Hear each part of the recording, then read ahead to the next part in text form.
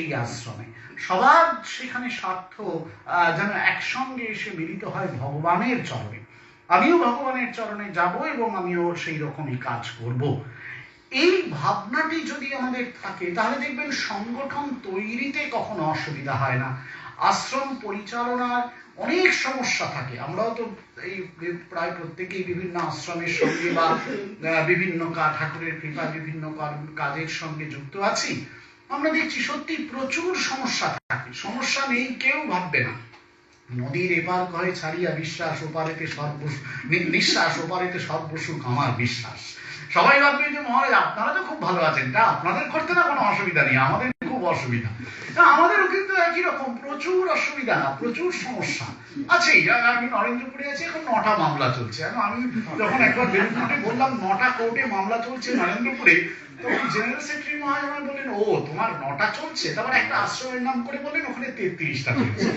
এখন বুঝুন কার জন্য দুঃখ করবো, কিছু করার নেই। মানে এসব কাজ, সংসারে কাজ করতে গেলে, ঠাকুরের কাজ করতে গেলে এও তাঁরই দান। যেখানে যা কিছু পেয়েছি কেবলই করিয়া চলেছি জমা, যে দেখে সে আজ মাগে যে হিসাব কেহ নাহি করে ক্ষমা। কেউ ক্ষমা করবে না, এই ন্যাচারাল, এটাই চলতে থাকবে সংসারে। এই আমাদের সমস্ত ক্ষেত্রে এইভাবেই চলে।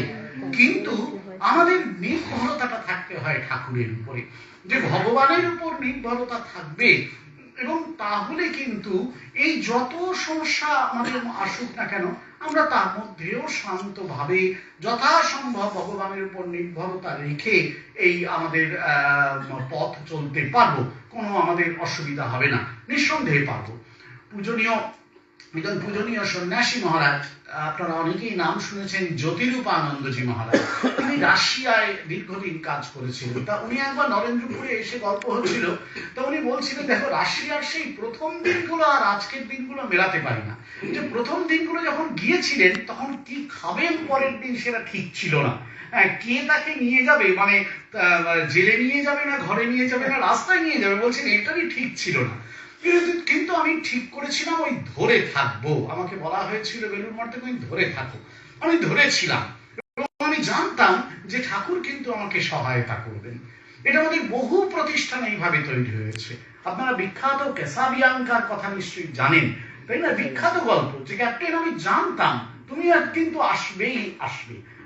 এই যে ভগবানের উপর নির্ভরতা, এটা যদি আমাদের থাকে তাহলে দেখবেন যখন এই কাজ করতে গিয়ে অন্যের সঙ্গে মনোমালিন্য হচ্ছে, মতান্তর হচ্ছে, সেটা একটা জায়গায় গিয়ে থামবে।